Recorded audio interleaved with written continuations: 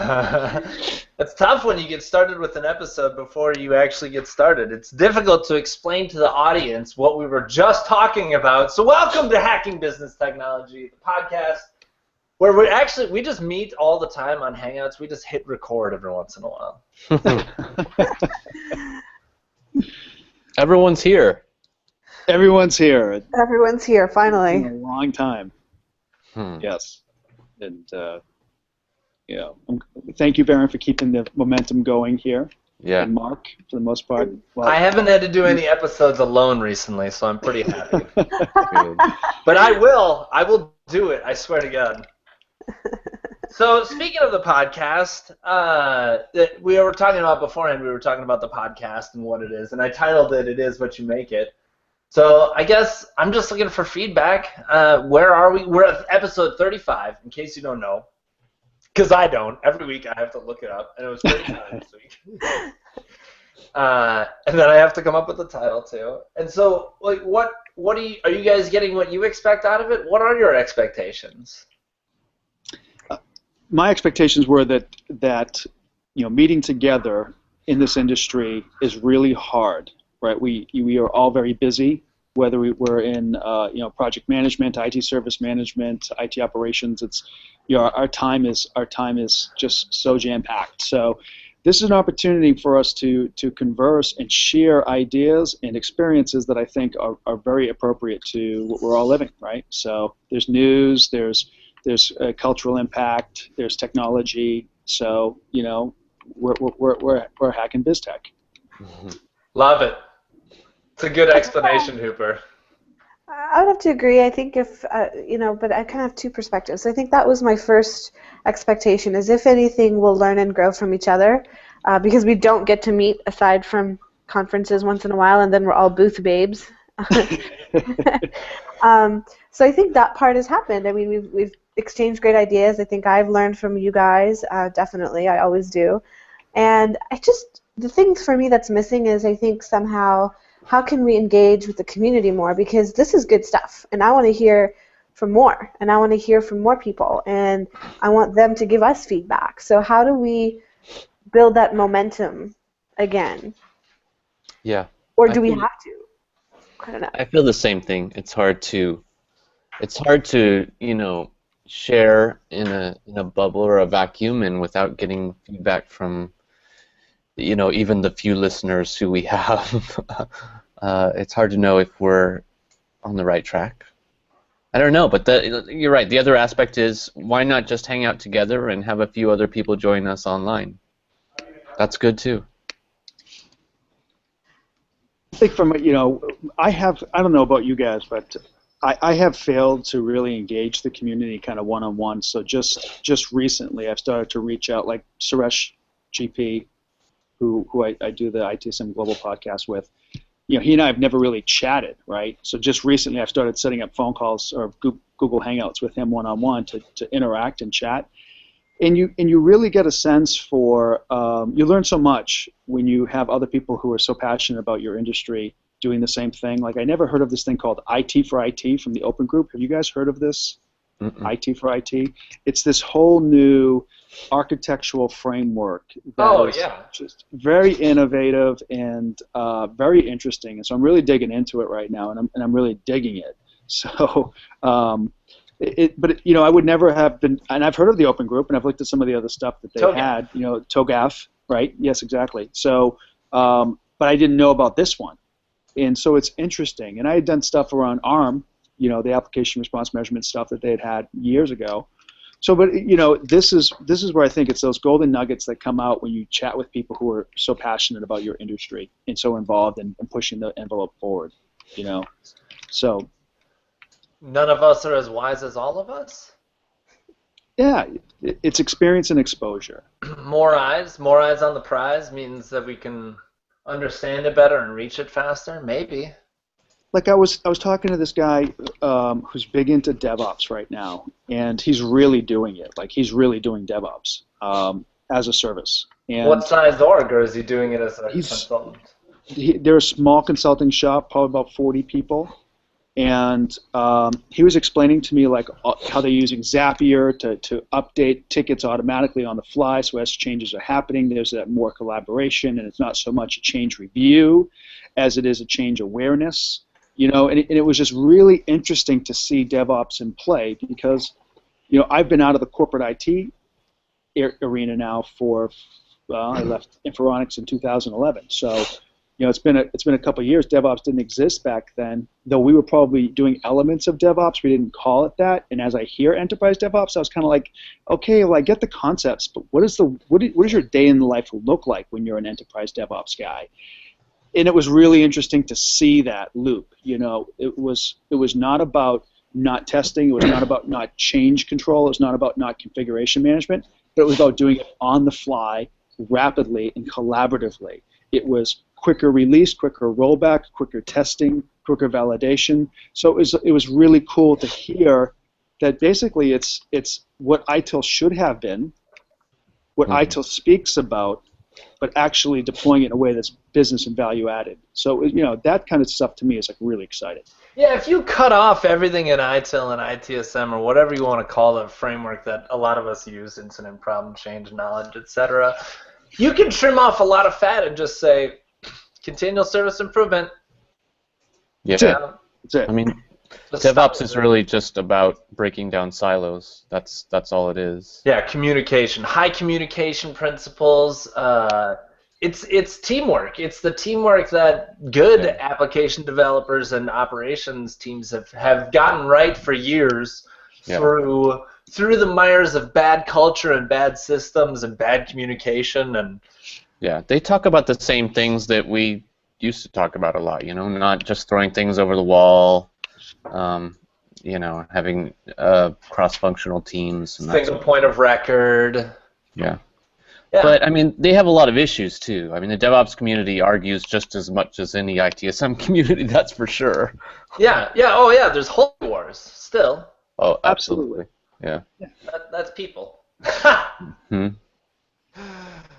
But I think that that's going to come from anybody who's challenging status quo. Yeah. Right? And that's what DevOps is doing. It's about continuous release. It's about where are the roadblocks and why do we have them? And one roadblock, one toll gate that might be important for one organization might be completely just a academic paperwork exercise for another, right? Yeah. So. It's fun to watch them. I mean, they even have the same catchphrases or the same slogans. Like, you don't implement DevOps, It sounds so familiar, right? Right, yeah. No, it is. It's totally the same kind of cultural reaction. Mm-hmm. Interesting. I love when I see cross industry stealing from that stuff. I mean, even just introducing the concept of Kanban boards into the ITIL world, like yes, that is disruptive in and of itself. And people, I think people look past it as a gimmick. Like they put DevOps in this bucket, and they think, I can only do that if I've got a project and I've got sponsors and I've got money. And I think that's the barrier to change that we always talk about. The people they categorize a concept or an idea, and they don't even open their mind to any of the concepts. Just reading about it and adopting some of the principles. Fit for purpose. It's the same thing. If your ITIL isn't working for you, cut the fat out, trim it. Add some elements from DevOps. You don't like that? Check out Global Accounting Principles. See what they're up to. There's tons of stuff you can steal from. Well, one thing I've noticed though, and maybe you guys have seen other things that I haven't, but it seems like DevOps is, when they focus on the ops side, they rarely talk about the service desk. So they have operations that they consider operations, whether it's, your network, your infrastructure, your platform, and then communicating well with product managers and the developers and that sort of thing. But when it comes to communication, they don't talk much about the service desk. And I wonder if the service desk was already in decline, even within a pure ITSM focus, perhaps this is really the nail in the coffin. When we go into an organization or when we go into a project and someone, like let's say for instance, if we go to a big company and they've outsourced the technical implementation to one of our competitors. a fruity competitor of ours. Let's say. For example, what we find is that in the agile methodology, a lot of times the people that get passed over in waterfall are the same people that get passed over in agile. Training just gets hosed, especially in agile, because then they're like, oh, what, your QA instance isn't up? Who cares? Dev is up. I don't need to give you that and you're in the middle of training, and you're training for 4 weeks.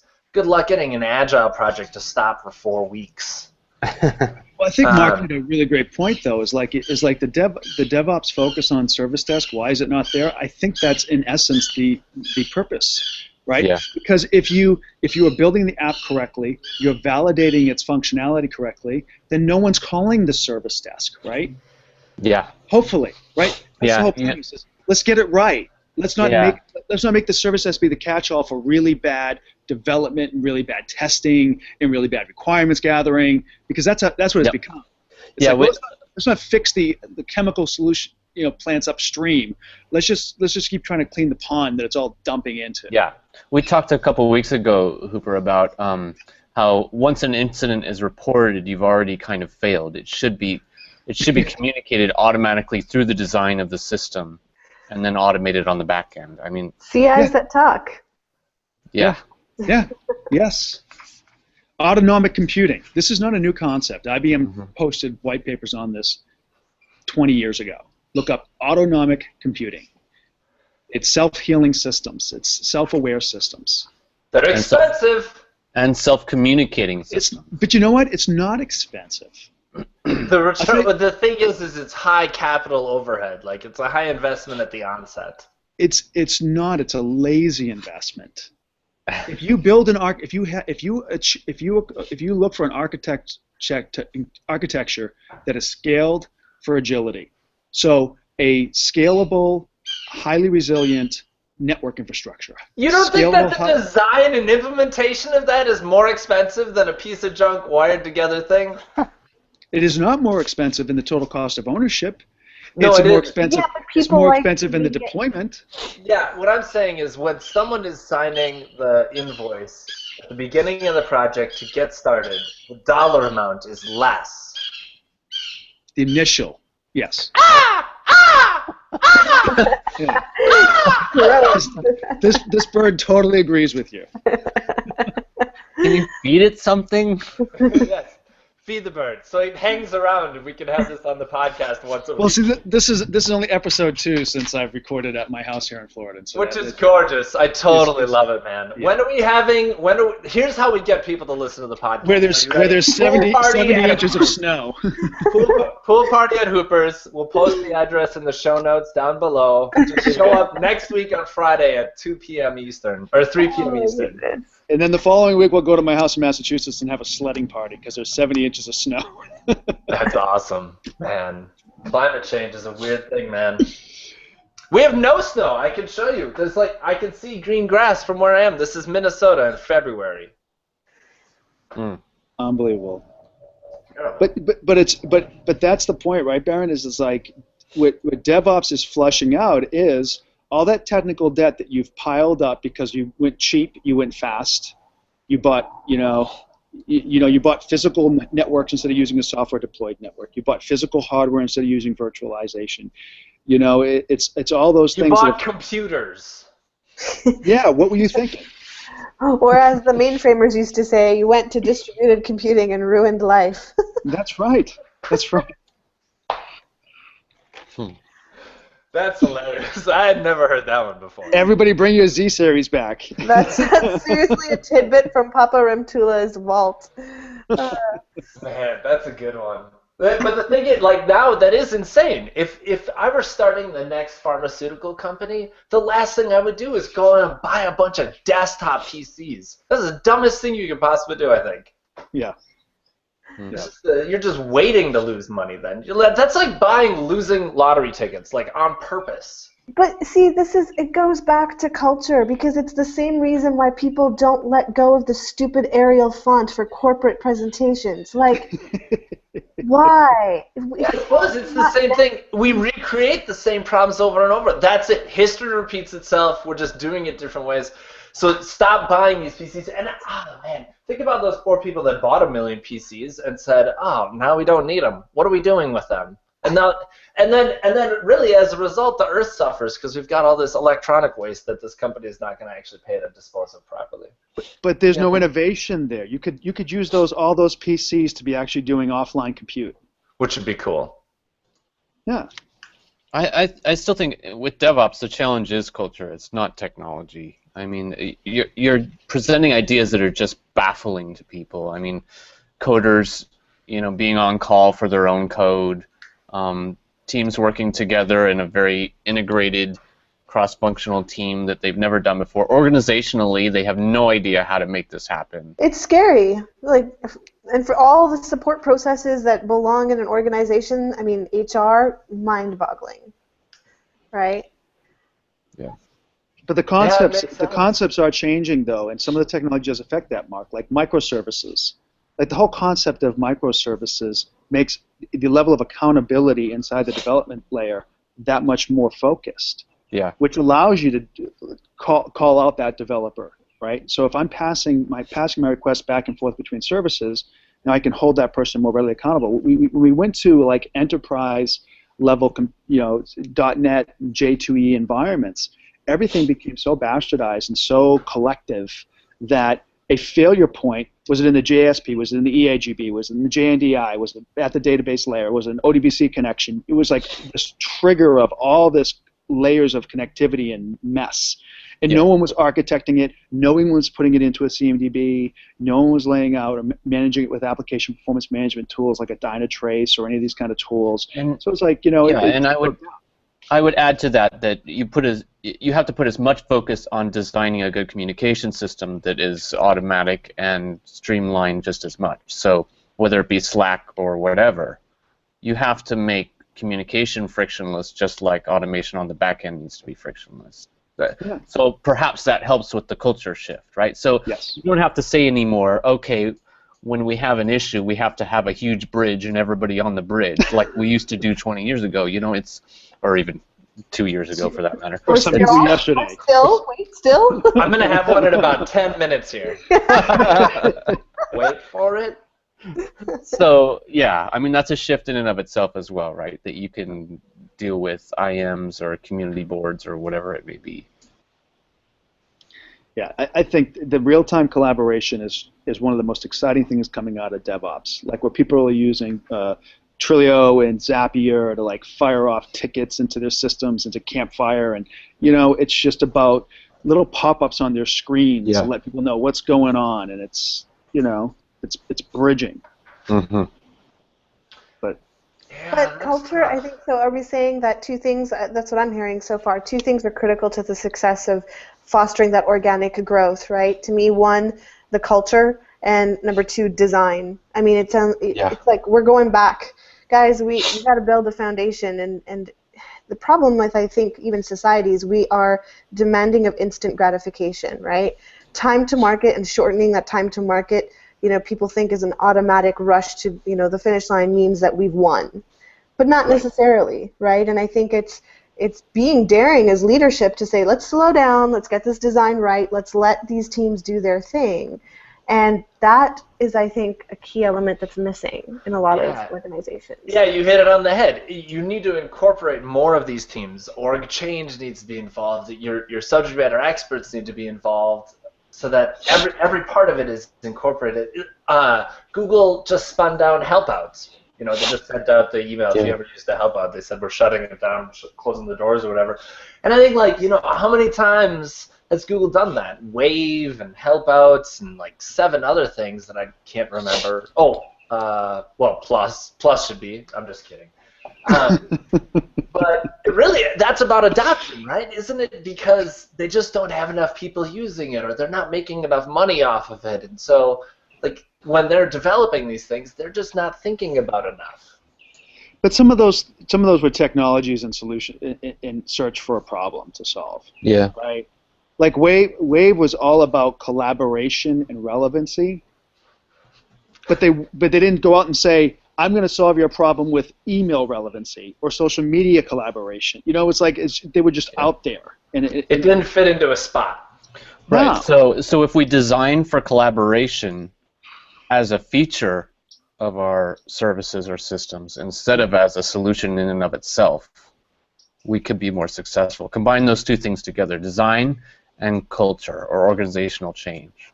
So when you're designing these systems and the way teams are going to operate together to support them, design collaboration into that tool set as well. Apps or into the tool sets people are already using. Like, at Smack, Yeah. one of the biggest things we used to talk about is our notification engine probably became the most powerful piece of our product, but we didn't have a Mac app or a Windows app. And it was like, okay, go build something that sits in the taskbar. And my mindset was like, no, build something that sits in Link, since everybody already has it up and running. Yeah. Or, into tools that are already there as a presence-aware product. Yep. Yeah, that's tough with, the thing is like when you're mapping out those communications, it's really tough to get it right. It's really tough to get it right. Yeah, that's true. And I tweeted this the other day, and J. Rod Green, our friend over at Sherwell, commented that he thinks it's true too. There's no de facto, enterprise communication solution. No. Do you know what I'm saying? Email. Yeah, you can. Email's a de facto, but it's terrible. Yeah, that's not what I mean. I mean okay, so for instance, here's an example. How many times have you seen people ask a question and then they put the polling answers up at the top of Outlook? Do you know what I'm talking about? Mm-hmm. Yeah. The voting buttons are there. Yeah. And I think that is just putting the third wheel on a two-wheeled car. That's pretty close to what you want, but it's still not four wheels. I need a notification system that I can program all my apps to talk to. They can take action with people and then spit it back to the application, back and forth over and over. And it should be a de facto enterprise standard and it's open source. Guess what? It's open source because we all want to be a part of it, and we all want to be able to talk to it. But Baron, you're just ahead of yourself. We're going to have that in 10 years. It's just we're right in the smack middle of the transition period. Absolutely, and I would credit Mark for this. This was we're going way back 2 years at Emory, where he said, and I think he was challenging of one of our leadership at the time, and he said, "You watch, applications are all going to embed their own form of social." And at that time, we were talking about ServiceNow, and there was reluctancy at the time, and finally we got the go ahead to just turn it on and see what happens. But if you look at HR tools, Oracle, Workday, all embedding this concept of communication. So I think we're definitely in transition. Well, and then the next phase is going to be making that ubiquitous, where it can port from tool to tool. There, like you're saying, Baron, it has to be open, right anywhere, right everywhere, kind of a thing. Communication service bus. Yes. There we go. What's what we talked. That's kind of the vision of what Smack was supposed to be. Now owned by Unified Inbox, which I'm still waiting for my app request. But it's a real hard problem to solve, and the biggest problem that we experienced at Smack for this was switching costs. Because people were at that point, people still are now, personally, just dumping everything into Gmail, which I find to be one of probably the worst email clients besides MacMail. Mm-hmm. But that's what people. It's just where they go. They don't have much of an option. It's frustrating. It's frustrating as a human to miss communication and not have. And that's why email. One of the reasons email is so successful is because we needed something. Yeah, it can go anywhere, and all email systems communicate very well together. Yeah. But it's not feature rich. No. And I think that's what kills me about it. Anyway, it's not context aware. It's not context aware. Shout out to Adam. #kill emails. Just gotta say it. We can't call out him anymore on this podcast. It's a rule. Oh my God. Every time you call him out on this podcast, you have to do a shot afterwards. Well, I'll let you guys take care of that part. I actually think I own the Twitter handle Kill Email. Nice. Oh. I really do. Yeah, I think I registered a long time ago. But the reason I tweeted is because I'm ServiceNow trained. I'm going through this other platform training right now for it's similar to HR, and they've got an e-learning platform and all that stuff. And it's the same thing. Email is just an afterthought. Oh, and then there's this email preferences thing over here, and you can customize emails to do this stuff, and it's completely different from ServiceNow. And I'm thinking, there is no one at your company that cares about branding. If you're using email in this system and in ServiceNow and this other system, people want, if I were an employee and I got an email, a corporate email, I would expect in the top right-hand corner for there to be a little box that says, these are the 2 things you need to know in this email. The rest of it is just bull. That's right. Well, just make email a 140-character limit and call it a day. Well, the military calls it the bluff, right? Bottom line up front. And it's just like it's a communication style that lets you deal with it. But why don't we get there? It's even the whole premise of email. Hi, Mark. How's it going? Hope you had a great weekend. It's just like if I just said to you, Mark, I need this tomorrow. You'd be like, what a jerk. Yeah. So it's just like it's our expectation. It's the human element around email too that makes it, because it was started like started like an electronic letter, right? So if you're interested in starting this communication platform, here's another feature that I thought of: tracking the amount of time that people spend reading this stuff. Mm-hmm. Like, can you imagine seeing, like, okay, so for instance, the director of IT's got your email open for 3 minutes, and that costs this much dollars, and then that all rolls up to one email thread, and we can see exactly how many dollars just in people's time was spent viewing these emails. It's awful. Yeah. When the heuristics we were building around Smack, when you scrolled through your tweets, every tweet you'd open, we would index the natural language of that. I remember that, yep. So it would then start to say, well, these are the things that you seem to open and like the most, and it would start to then reweight those things. So there's a lot of, this, and this is the whole premise behind big data, is to understand what makes sense, what's important. But it also is going to change the way humans react to it. If we do something like this, like right now, we all check our email every 3 minutes or every 5 minutes. Even this half-an-hour podcast, I'm going to get off. First thing I'm going to do is check my email. Probably. There's that one part in the movie Her, where she goes into his email, the computer, and she says, "You have like 20,000 emails, and I detect about 300 that are worth saving. Do you want me to delete the rest?" And he's like, "Okay." I'm going to see that movie. So another hack out of this, perhaps, is if you're going to start your own business, we double, triple dare you to not have email for your employees. Yeah. Sweet. That would be kind of cool. Common tagging or speak common interface languages. Well, and if you're designing a system, really, really, really try to get people to actually use the system and not rely on email notifications to use the system. I mean, there's no reason. Yeah. If Barron had a business, the emails would automatically post to an open forum where everybody could see the email. See, but now we've learned from Jeb Bush that is a bad idea, right? Well, I would argue. I don't know. You're Mr. Transparent, Barron. Don't you want that? Yeah, Barron. Every maybe email is accessible and. Maybe it's a good idea because not all of your customers want it like that. No, but maybe it's a good idea because it weeds out the bad ones. People think twice before they send you an email. Yeah, that's the thing, Hooper. I mean, there's some startups now that are having public email as a common tool. Everyone can read everyone else's email. So just do it old school university style and just create a listserv for everyone. Yes. What, one email address for the whole company? Now that sounds unmanageable. I would not hack business technology. But I think that is a really cool idea to be able to have a public email and like an internal email. I guess I wouldn't do it internally. Okay, so I tweeted this the other day. Smart companies don't have their internal employees use email anymore. Yeah. Right? I mean, if I work with Hooper, I would never expect him to answer any of my work email because we're on the same team, we use the same platform. But if I'm emailing a customer, I still need that platform. And that should be public. Mm. Because hopefully I'm wooing that customer. I'm going the nth level beyond what that customer expects, and hopefully someone finds it. Like, that's good marketing. Or good PR, or good publicity. Yeah, that's awesome. I'd love to know all the people that Maryville's trying to pitch.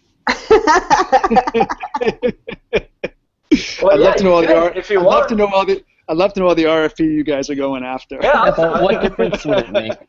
What difference would it make if everyone knew everyone's potential clients. I don't think that matters. We know who our competitors, specifically the fruity ones, are pitching against. I mean, we know that. I don't think that it shouldn't change in a free market economy. That shouldn't change things. You don't always know that, and it is all about relationships and who you can know and who you can play, and it's part of sales training. You find out your competitive differentiators and you go after them, and you emphasize your strengths versus your competitors' weaknesses. Your whole presentation changes effectively if you are a good sales. I bet if we named this podcast like Fruity Loops or something, we might actually get maybe 2 or 3 more listeners than we usually do. Okay. I'll rename it after. We'll see if that works. I'll test. At least Shane would watch. Awesome. All right. Well, thanks, guys. Have a good week. We'll see you next week on Hacking Thank you, Business everybody. Tech. Bye. Thank you, guys. Bye. Right.